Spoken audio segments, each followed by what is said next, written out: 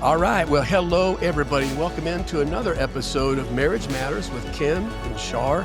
I'm Ken. She's Shar. How you doing today, babe? I'm doing very well. Good? Yep. Like All right. most days. You're always that I'm doing here. well. Yes. Well, we have some exciting stuff today. Do it. Introduce our friends. Well, not even that. Well, Okay. that's exciting, but it's our 100th episode. Today. Can this you episode. believe that? That's pretty awesome. Do you ever think we'd do 100? No. Well, if it were up to me, no, I would never do 100. I would have never done one. I know. So there you go. True that. But we're continuing in our series, and we have invited a couple over today. Yep. To share with us about their marriage. Yep. And we're in kindness. We did kindness last week or 2 weeks ago. And All right, let's just, as a reminder, the series is called Becoming a Power Couple. oh, that's right? true. Yeah. And in case you're just listening in and starting the series at this point, we're not talking about power couples like the world talks about power couples, people with celebrity and money and beauty. And those are the power couples of the world. We're talking about couples that are powerful because they really genuinely reflect the attributes of God, and they operate in a married life that is reflective of God's awesome design for marriage, right? And we've done 3 episodes so far: the power of vision, the power of commitment, just a raw commitment, and then the third one was the power of kindness, which got us thinking of an interview that we need to do. Yep. So I'll let you take it from there. So anyway, we met this couple, Ron and Sheryl, about, gosh, how long has it been now? Well, how long? 11, 12 years ago, right? We've been here 10 years. Okay. So yeah. 10 years ago, yeah. Though we had heard a lot about them, but I think we kind of ran in the same circles. We knew a lot of the same people. But we just didn't ever know them. We'd never met them. And my daughter-in-law is very good friends with their daughter-in-law. And she called me one day and she goes, because she'd always talked to me about this couple, and how much she loved them. And she said, "You're never going to guess who's going to move in across the street from you." And then she said, "Ron and Sheryl." I was like, "Oh my goodness, that is so amazing." We were so excited. So they moved in across the street from us, and it's just been a blessing, such a blessing in our lives. And when we were doing this episode on kindness, we really thought of them to come and share with us or with all of you just some things in their marriage that we've observed and over the years that we've known them, and what we know God has done in their lives. Okay, here's the deal. What's the deal?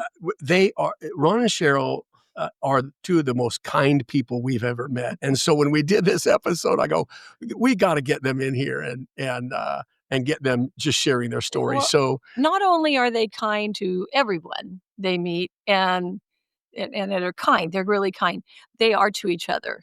And I mean, we all know all of us have issues in our marriage, that we have conflict and all of that. But well, that's what I'm excited to hear. Yeah. How they handle kindness behind closed doors. Exactly. We all need to know that. So anyway, we're really excited that they're here today, and I know that they have a lot to speak to all of us about our own marriages and about what the Lord has shown them in their marriage. So with that, family, this is Ron and Sheryl Chapman, very good friends of ours. How are you guys doing today? We're doing well. After that big introduction, I'm wondering, I'm just across the street and I need to keep my yard up. And I don't know how that fits into kindness with you guys. It's hard to keep up with Ken and Shar. I'm doing the kind thing by keeping my yard. Oh, that's awesome. That's great. Yeah. Well, thank you guys so much for doing this with us. I know, a little nerve-wracking maybe, but we're so glad that we've been looking for an opportunity to do this with you guys. So we just think this is perfect. So I'm going to start with a question that we ask with any couple we interview. Shari and I ask any couple that's in a marriage group that we're doing or something like that. So here it is. Marriage, easier or harder than you originally thought? Let me start with you, Ron. Easier or harder? I think, for me, really, I think it was easier than I anticipated. Awesome. I don't know if I had, how it is, I'm not sure I had I was young enough and probably didn't care at all. Right. So not until you get into it, it's like, then after, let's say, a year or so, you start thinking, hey, this is not so bad. That's awesome. It's a little smoother. And because you start hearing your contemporaries, well, the things that they're going Their through. stories, That's yeah. true. And you go, we don't have. So how old were you when you married? I was 26, Okay. 26. Cheryl was just a baby. Okay, So yeah, she was 18. yeah. So Cheryl, harder or easier than you originally thought? I agree with him that we were young and so didn't really, you don't really know what you're getting into. But I would say life has been harder than I thought. Yeah. Boy, that is so true. But I think if I didn't have Ron through some of the hard things we've been through, I wouldn't Yeah. have made it. I know. And so when you ask the question, I'm just grateful Yeah, that we have had each other. that's Because awesome. we've been through some hard stuff, and Mhm. it's we knew that we were committed to each other. Yeah. We weren't going anywhere, Right and on. we were in it together. And so, in some ways, I think it's made my life. I know in lots of ways, it's made my life easier. That's fantastic. Yeah, yeah, It's neat how the Lord knows. He knew before you got even married the Yeah. things that you would have to go through in your marriage, and He supplied each other, Yeah. each of you, for each other for that reason. And it's neat when you see people that go through difficult things, their marriage gets tighter. yeah. And yours, I know, has gotten Yeah, it tighter has. through It some has. hard things. And isn't that what marriage is Mm-hmm. supposed to be like? That's Mhm. really Well, you know what, I had forgot those things in your life. yeah, And because you make life look easy. yeah, they do. Both of you do, and your walk with the Lord. But as I look back, I know you guys have gone through a lot of suffering and things that you've had to overcome together and with the Lord. And it's a testimony to the faithfulness of God It in your is. lives. It That's really cool. Yeah, when you said that, Cheryl, Mm. my mind immediately flew to one of our favorite passages in Ecclesiastes 4, where it talks about two being better than one, Mhm. right? Because when one falls down Mhm. or when one is attacked or when it's cold, there's another to lift Mhm. them up. But Mhm. woe to him who is alone, That's right? right. When they go through those things. And it's so awesome for us to hear of a couple that has responded to life's challenges that Mhm. way, where you bear each other's burdens for them. Mhm. Because in our opinion, that's one of the great purposes that God created marriage relationships for, is to bear burdens for one another, Mhm. right? To ease that load, which is awesome.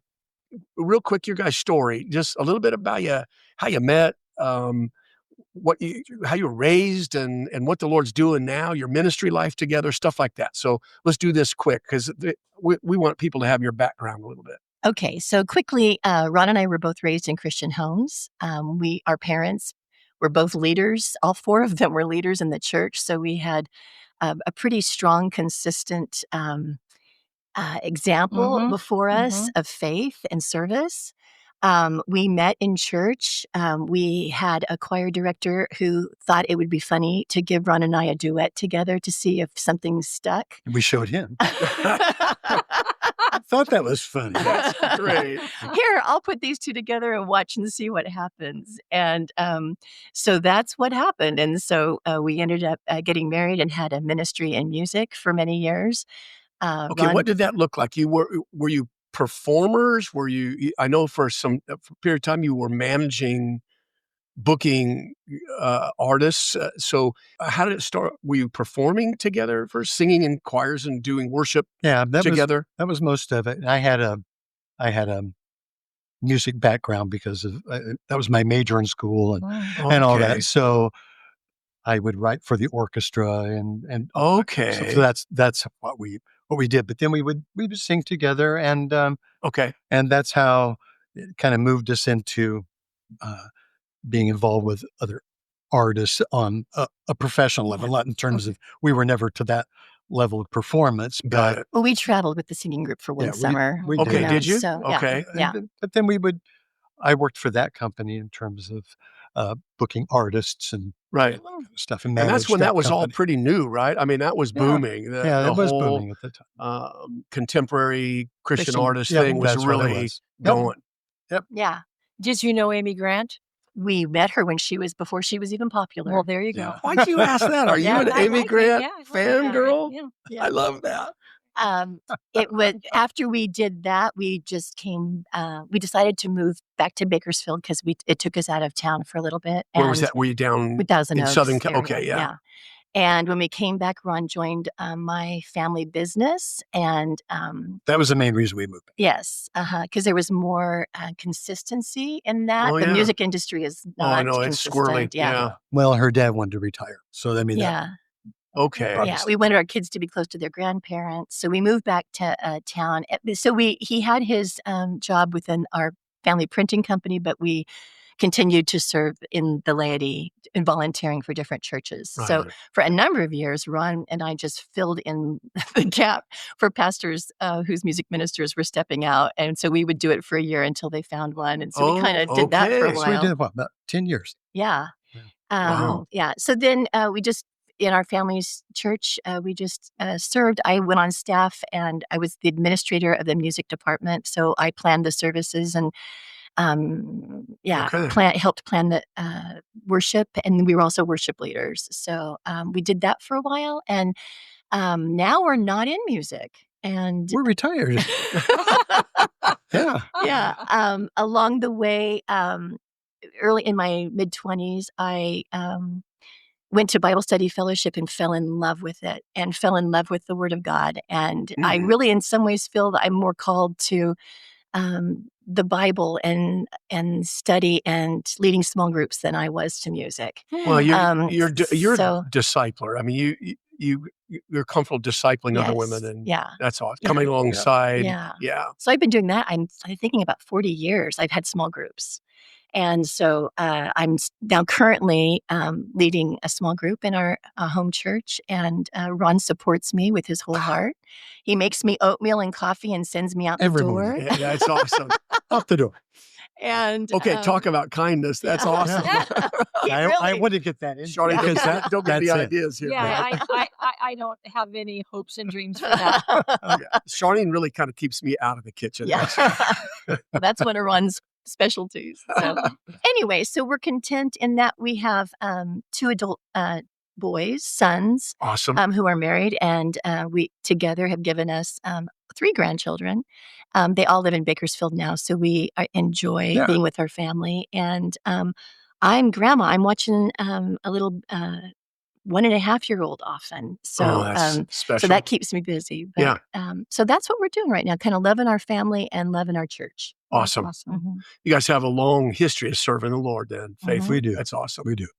So, just when it comes to the early years together, what attributes may have really attracted you to each other? I think on the early side, you know how it is. I mean, everybody knows you're attracted to somebody based on their looks. You bet. Most of the time. We are just that carnal. Yeah, we're that. So let's just be honest about this. And so she was a pretty hot chick. That's great. I got to come out of this looking really good. That's right.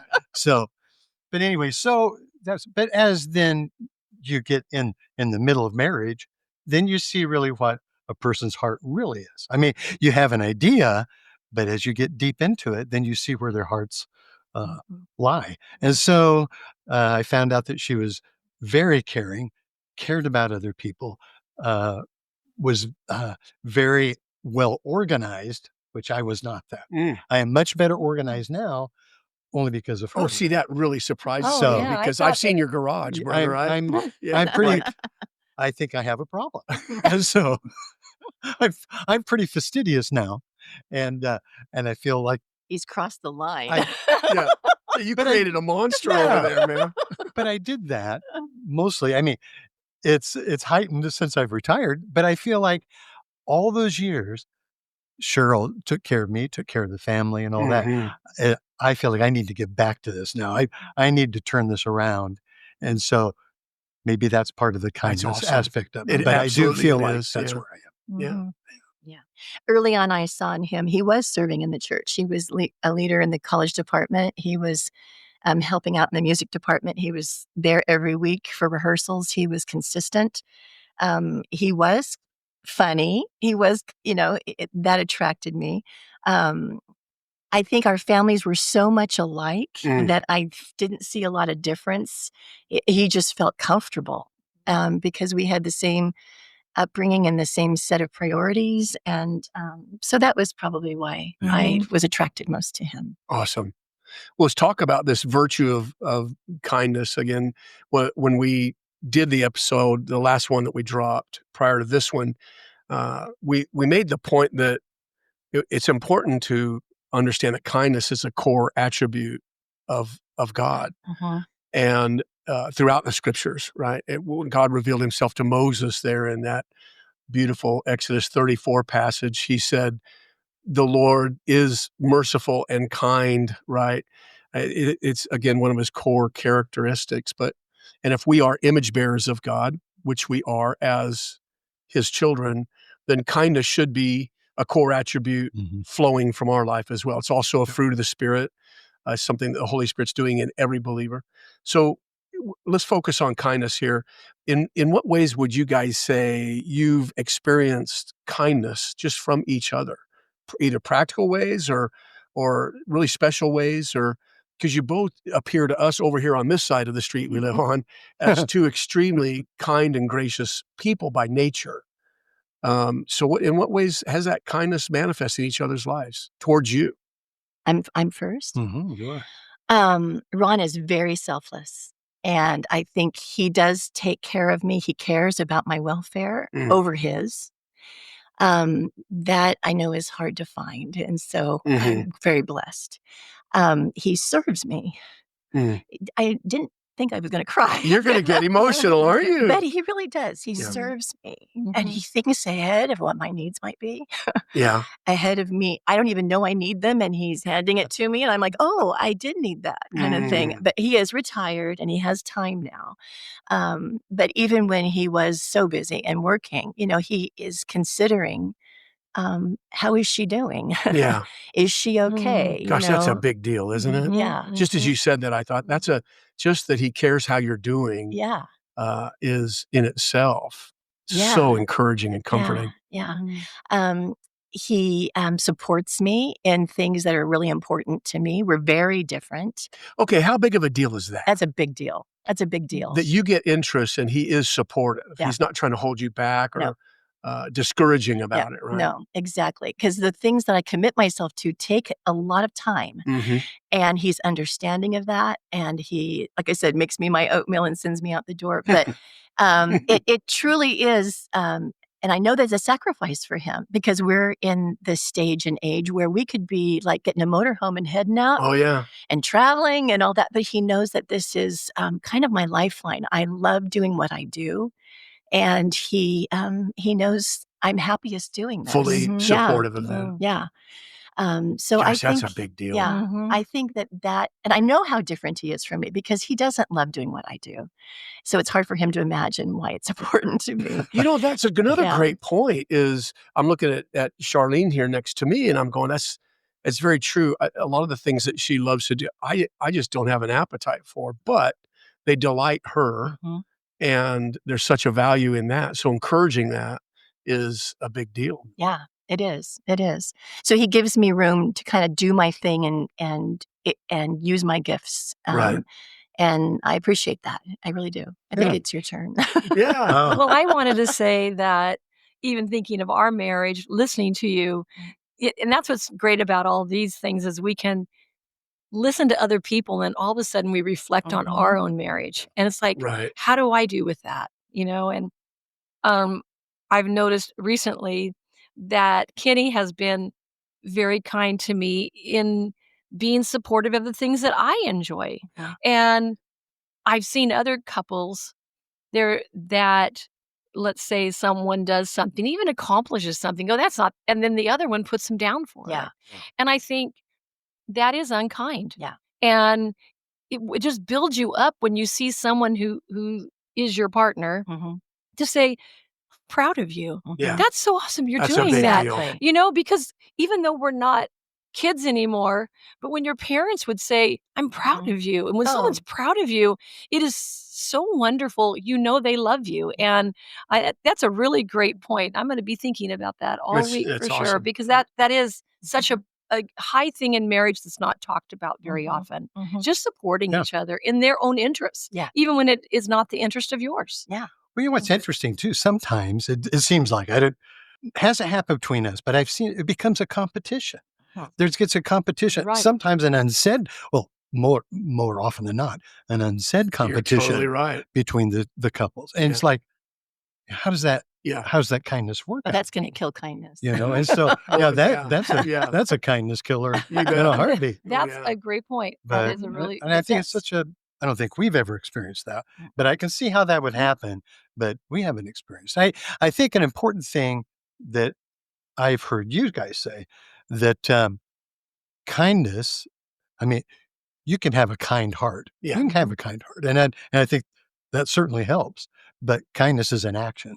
Yeah. And so I don't want us to forget that. Yeah. And I That's a think great that's an point. important part that you've said. Yeah. So kindness is an action. So you may have that kind heart, but at some point You're right. you need Yeah. to be Act on it. yeah, you have to be active. Well, about having that. a sentiment of kind, or thinking kind thoughts, or having a kind Yeah. feelings towards each other is one thing. That's nice. Awesome when you have them, but it kind of comes to nothing if there's not If you don't action. act on it. Right. Yep. It's a lot like love that way. Mhm. I can be loving, have sentiment, deep, even passion for someone, but until I am operating in compassion and forbearance and forgiveness Yeah. and these active things, I can't really lay claim to having loved Charlene until I am patient and I am kind and I am these things. Right. True. And like you said, it comes from God. Yeah. This is totally yeah. a God thing. And I love it when you say that we are image bearers, that we reflect God's nature. Yeah. And that is important, but we can't exhibit these things if we don't know God. Yeah. Like if we're not spending time with God, if we're not being reminded of who He is, we're not going to have anything to reflect. Right. And so I think that's the reason it's so difficult. Listening to a podcast isn't going to change our hearts. Right. It's all about the time you spend with God. Yep. Yep. and it's I think it gets is not seen as being important or necessary when it could be the very thing that would change your marriage if you should choose to do that on a regular basis. When you see it and when it's there and two people are operating in kindness, genuine kindness towards one another, which by the way is the word good comes from the same root. So it's doing good to them is what kindness is, right?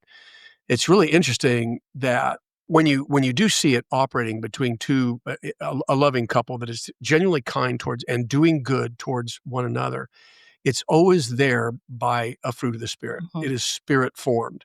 We are not that by nature. We're selfish and self-seeking in our fallenness, right? But as God is restoring us as image bearers of God, it is a fruit of the Spirit. And I say that only to say we've talked to couples. We've had couples in our living room right here that have said, well, I'm just not that way. You knew that when you married me. I'm just, I don't operate that way. I'm going, but you can. It's available as you call on the Spirit of God to work that work and to put that in you. You can become that. That's the tragedy is when people almost entitle themselves, hey, you don't know the dad I was raised with, or you don't know my culture growing up. We weren't kind, so this is the way I am. I just don't buy that anymore. Man, the Holy Spirit is so ready. That's right. To do this work in people and to bring these great virtues of the nature and character of God to our life, that when you see it there, it's definitely a work of the Spirit, right? Well, I have a question for you. So, kindness and conflict. I have really been thinking a lot about this in the last 3 weeks. We have really been thinking about, and the Lord showing us a lot about kindness. And I've been so convicted. Let's just put it that way. I have been so convicted with every single thing that comes out of my mouth. And the Holy Spirit is like, well, that wasn't very kind. Well, and so I've really been thinking a lot about how you can still have conflict, which we all do. No matter how old we are and how many years we've been married, or how kind of people that we are. But because conflict brings out another side of us that I think is that we can go to places we don't want to go. Right. And that isn't, we aren't naturally given to. So how does kindness and conflict, what have you guys learned in your marriage about that? Well, I mean, interesting how conflict will manifest itself, because it does. And there's always conflict. We never have, and we haven't. We don't have shouting matches. We don't have that. So the kindness part comes in is how are you kind in the middle of conflict? Yeah. And so how do you respond? And so for me, I have become a way better listener than I used to Oh, be. that's a big deal, I isn't mean, it? I, I'm Hmm. I have that short attention span. After Mhm. I can only listen to it for so long, and Yeah. then I check out. He glazes know, over. I do too. Or I start Like- backing up because okay, I'm done. You're not done talking, but I'm done listening. Yeah, and so Or it comes out like, okay, I had your point, and I do this to Sharding. We tend to beat that dead horse till yeah, it's just deader than dead, right? yeah, It's like, okay, I got you the first time.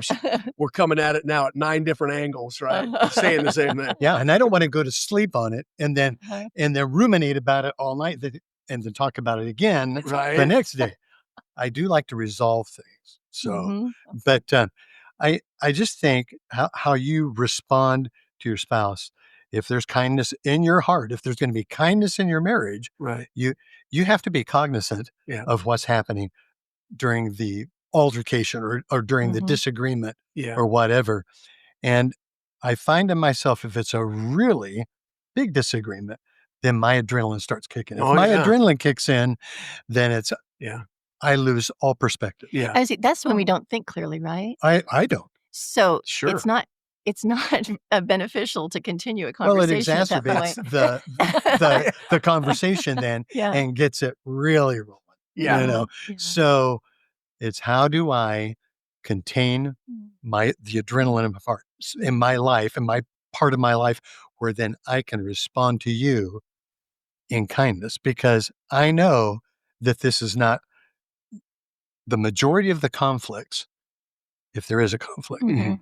it's not worth camping on. I mean, it's just all of a sudden, it's just Yeah. too And you know what? acceptable. Most of the conflicts are that we're so different. We're just different. Yeah. Yeah. And so that's always what I get all worked up because I want him to think like me and behave like me and approach projects like Isn't I that do. true? And we're just not seeing eye to eye because we're two completely different people. That's right. And so kind of I have to stop in my mind and go, you know what? We're just different. Yeah. Now he's wrong, Right. but we're just different. No, it's because I know that he can get the job done well, but he's going to go about it at a completely different angle than I do. That's so true. And since he's been retired, I've had to learn he's got some wisdom about things. Yeah. And I've There been you doing go. things a certain way for our whole life. And he's coming in with new suggestions, which sometimes I don't take well. Right. But I realize, no, there's some merit to that, you Yeah. know? So I think it's, for me, I have to stop in my tracks and say, okay, Sheryl, we're just thinking, our brains are different. Right. We're just thinking differently here. I think even male, female enters into it. Sure does. Could be. Yeah. I mean, what is that old saying? Men are from Venus or Venus and something. women from Mars, Yeah. something. Yeah. Yeah. And does play into Yeah. that, I think. Yeah. And I think too, it's just not worth it. Right. It's just, and I love peace. I'm a peacemaker. I don't like any conflict. And so I just have to like remove myself. Like if I'm thinking crazy and I want to say crazy things, I just have to kind of remove myself from the room and get some perspective. And then I think I try to, I don't know if Ron picks up on it, but come back and have like careful conversation about it. Kind, Right. careful conversation. By that time I had thought, I put myself in his shoes and it's like, okay, I see his Right. point. I see his point. Okay. And that I have some fault in this, that I did contribute to the situation. Sure. Yeah. Sure. I have 2 thoughts. One is I'm learning here. You guys have put a new wrinkle in my brain. Totally, me too. That just listening can be the kindest thing Mhm. we offer at that point in time. Mhm. When things are, Escalating. yeah, we're having some heated fellowship here. Mhm. Just being quiet and listening, right? Heated fellowship. Okay. I haven't heard that before. That's pretty Just listening can be maybe the kindest thing I can do at that point. Hear me. And secondly, I have a thought that you started out, Ron, by saying we've never been yellers. We don't get up in the rafters quick. Some couples do. They brought that into their married life so that self-control isn't they go to Mach 4 really, really quick and they're nuclear right off the bat. Okay. So what do you say to that couple that isn't like you guys, where you guys had better habits already built? It wasn't your style anyway. You probably weren't like that in the sandbox when you were 5. See, but I was. Mhm. Yep. I went to guns fast, right? So for me to learn kindness was a process, right? So what would you say to couples that didn't start out like you guys did, where there's pretty healthy habits, communication habits, conflict resolution skills built in to your character, your nature, your personality? What would you say to a couple more like me, where we burn really hot, we get in the rafters fast? Can it be done? Can we change? Only by God's power. Right. And you're evidence of that, Yeah, Kenny, yeah. because you've changed so radically. Yeah. So it's possible. Yeah. You're a wonderful example of what a person who will just commit their lives to God and say, make me, change me, transform me, that it's possible. Like you said earlier, I don't think people think that's possible. Right, right. That transformation piece is huge. Or they entitle themselves to it. Like, again, Yes. I just am what I am. It's what I've always been. That's the And problem. that's just that Yeah. mindset has always bothered me. And I think it starts with, again, enough self-examination to realize I'm broken here. I brought this stuff in and I'm broken and I need the Lord to touch that area of my life. Well, and I think also when you realize you're broken in this area, maybe as people's listening, they might say, well, I do okay, but my husband doesn't do okay. And how you're going to remain broken until you call on the Lord and say, you have to heal us. And you have to do the hard work. And I think the problem with a lot of couples I know, the work is too hard for them to do. But I'm thinking, but their life is so miserable. Yeah. So it's worth it. It's do the work. worth Pick your doing. heart. What do you always say? Yeah, I always say Pick your choose heart. choose your heart. Yeah. The heart is either rolling up your sleeves and letting the Lord do his work, or the heart is staying miserable. Right. I mean, choose your heart. And you know what? If you're listening and you do have a lot of conflict, or one has more of a conflict, you guys can't seem to get it together.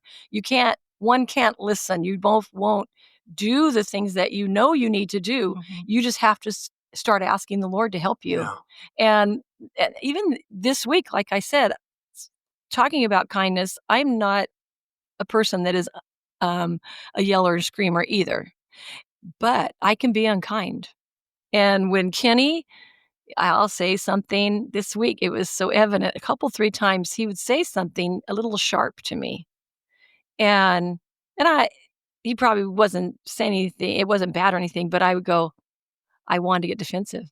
I wanted to react in a sharpness.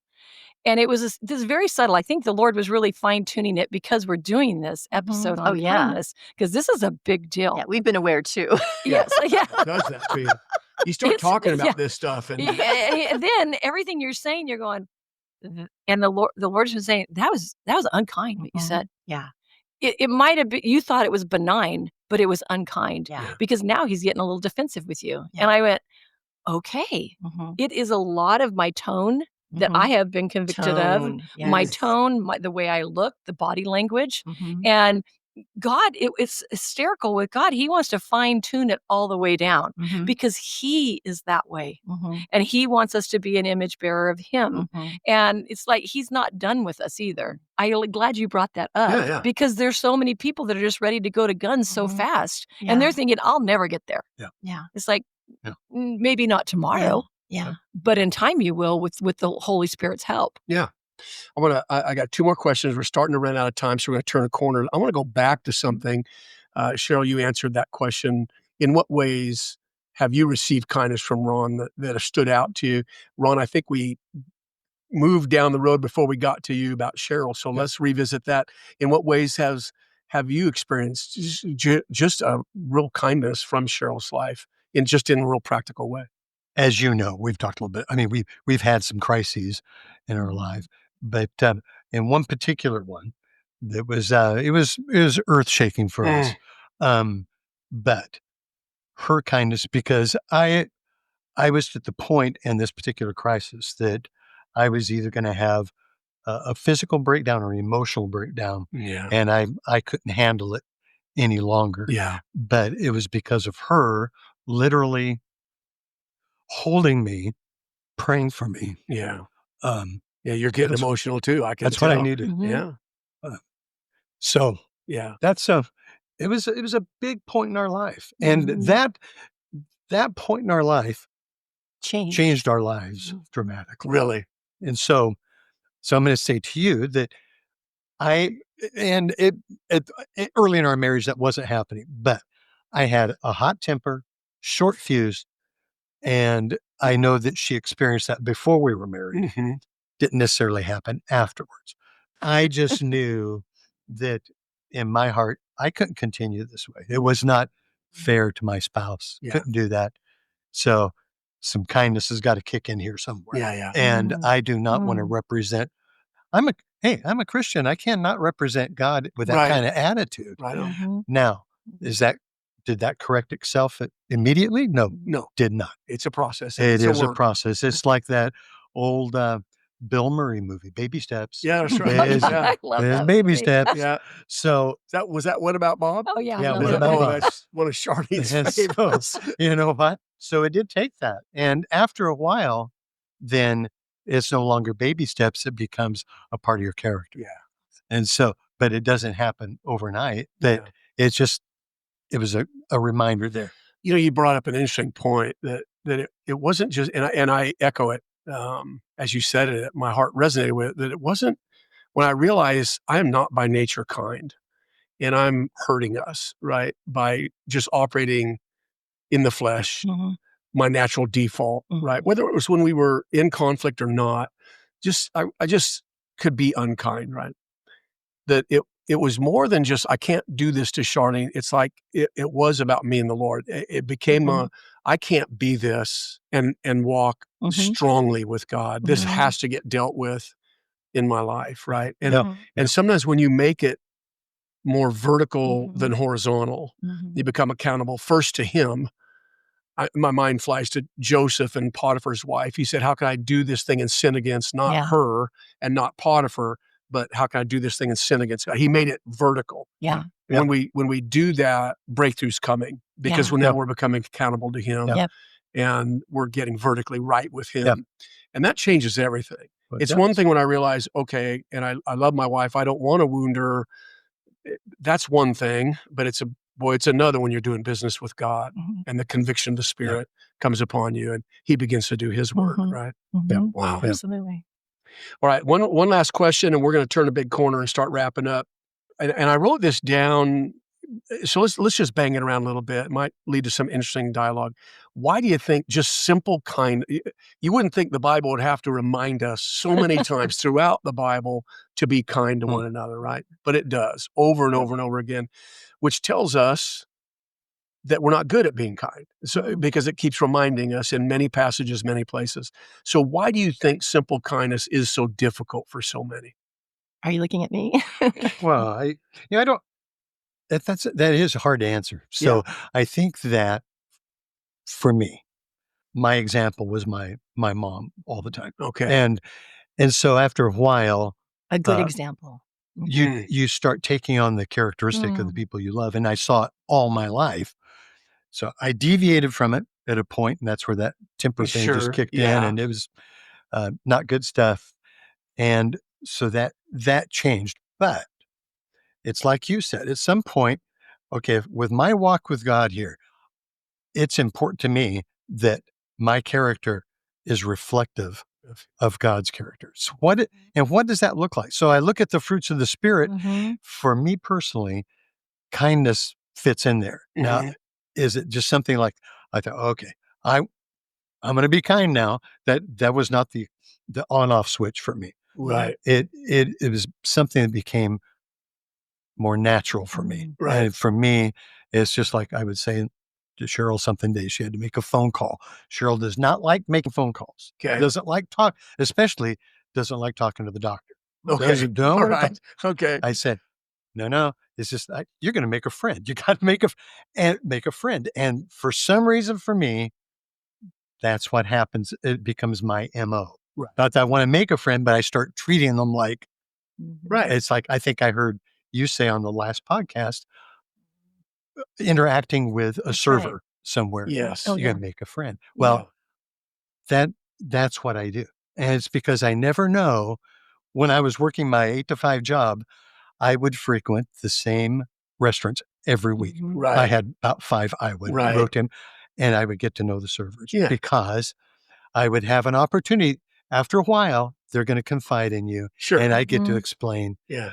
who I am and can I pray for you? Yeah. Yeah. Then Mhm. I haven't had Mhm. anybody yet say, "Yeah, well, no, don't do that." Yeah. Right. Yeah, Right. we'll do whatever, but don't do that. Mhm. So, Hmm. how do we get off Well, on no, I don't that? no. know, You but said I asked. So Mhm. you start out with I had my mom Yeah, there as an example. yeah. Do you think that people who come from different household cultures, different atmospheres within their home, where kindness it was not necessarily unkind, it just wasn't very kind, right? Yeah. That they struggle to be kind. I They have a absolutely harder time? Yeah, I Okay. think so because I Okay. think Mhm. it just becomes a part of your culture, Yeah. your personal culture, Yeah. because this is what It's your you've default. experienced. Yeah, you've Well, experienced this all your life. Yeah. even in the world today, on the news, in Yeah. social media, there's no kindness Oh, out it is there. so mean-spirited. And Oh, so it almost gives you license to say yeah. what they say, Yeah. to act like they act, Yeah. and it's absolutely not. That's a great point. Is that we're surrounded, we're saturated right. with rudeness. Oh, You're social right. media is Yeah. filled Yes, yes. Yeah. with it. Yes, and so I think, for me, I just think that without God, we are selfish, prideful, Right. self-serving people, Yeah. and until we die to that, we're gonna really battle with that, and we have to Yeah. kinda deal with that every single Yeah. day. Yeah. But I think that the people who spend time with God and they understand God's love for them and they're satisfied in their relationship with God, they don't have anything to prove to anybody. They don't have anything to compete with the world about because they're secure in Mhm. their relationship Mhm. with Right. That's a God. good point. Right. And so I think that is so key because otherwise you're striving for attention, you're striving to be the best, you're striving to be right. Right. And that it's just it Mhm. kind of melts away when you realize, you know what, it doesn't really matter. Because I know who I am in Christ, and God loves me, and I'm sorry for them that they're having a hard time right now. Yeah. But I'm not, Yeah. I'm all, I'm not going to get caught up or dragged into this. But I think a satisfied heart is more easily kind. Satisfied That's a in great God point. is more easily kind. Well, Great I point. like the point that you made, Ron, about your mom, because don't we want to teach those attributes to our children We and do. our grandchildren? We all want that. Everybody wants that. Yeah. But only a few do it. Yeah. And how do you do it? You are that. Yeah. And so as you look back, that is part of your mother. She was kind. Yeah. And it's like we can look at God. He is kind. And then we have to do business with ourselves Sure. and say, are we kind? And because it doesn't just stop. Generational stuff goes on and on and Yeah. on. Right. And I think that because you had that example, it was something that the Lord could easily work in you That's a big deal. Yeah. than another person that doesn't have that example. But when you're tired of living in that mud Yeah. and handing down Mhm. just generational stuff, They're watching. ugliness, They're Yeah. watching. and Big you time. you know what? Sometimes that's what you need to do is just show them the characteristics of God Mhm. in your own life. I think that that's a really good point. Thank you for bringing that up. I love Awesome. One last thing, Shoot. because it was important. Don't know if it was a podcast. I've heard you Mhm. say it, so I don't know. Mhm. Yeah. But you were saying, about coming home at Yeah. night and coming through that door. Yeah. What's your demeanor? Yeah. What's that like at that Right. point? Pretty soon, what happens, I just feel like when we're finally getting a hold of our character and we're Mhm. making these steps, pretty soon we don't have to think about Right. what we're No. like Right. when we come in that door. You're right. Right. We don't have to think about what we're like when we get up in the morning. Mhm. Right. It's a Mhm. Am I- habit. It's a Yeah. habit. Am I the, Yeah. Mhm. because our mornings, Yeah. we're a little bit different, Yeah. but I mean, I'm a morning guy. Yeah. Yeah. Yeah, Yeah. I mean, I'm whistling, I'm Yeah. whatever. But, I'm not whistling. yeah, but after a while, I just taking on the character of God, taking Yeah. on the fruits of the Spirit, Mhm. Mhm. after a while, it becomes part of your You're right. character. Well, I That's think what you're right. the I word think it says. begins with a little bit of intentionality. Yep, has to. Right. And discipline. Awareness. But Mm. I've heard this saying, disciplines like that often become a delight and it Mhm. becomes woven into you. Yeah. Yeah. That's good. So a lot of the work that God does in our life starts in discipline, but Mhm. it moves pretty quickly to delight. We Yeah. we delight in being like him. Yes. And Yeah. we know it delights him, and right. So That's so it's true. Right. I mean, Yeah. yeah, it's great. Awesome. What a great time. We are out of time. So, man, I feel like we could just keep the I mics know. open and go forever here, I you know. know. So let us say thank you so much, Ron, Cheryl, Mhm. for Thank you. spending this episode with us. We love you guys so much. So glad you guys 10 years ago moved across the street. What a Yeah, blessing it's to been us that you guys you have guys been. have been a blessing for us, God's gift to us Yeah, in you a the lot of same. ways, Yeah. and isn't it wonderful how he does that? Yeah. Yeah. He orchestrates things in our life and he brings us people, and he just is always working. Yeah. And it is so wonderful just to go, he's working. Yeah. Yeah. And to trust him. Yeah. Okay, this day might not be great, or this season that we're in, but God's still working, Exactly. and he's gonna get his will accomplished, and Amen. it's just a treasure to Yep. have him. Yeah. All right. So we're going to say goodbye now. Hope you guys stay with us the rest of this series. And we just want to all say, God bless you guys. Remember every day, your marriage really does matter. Bye-bye.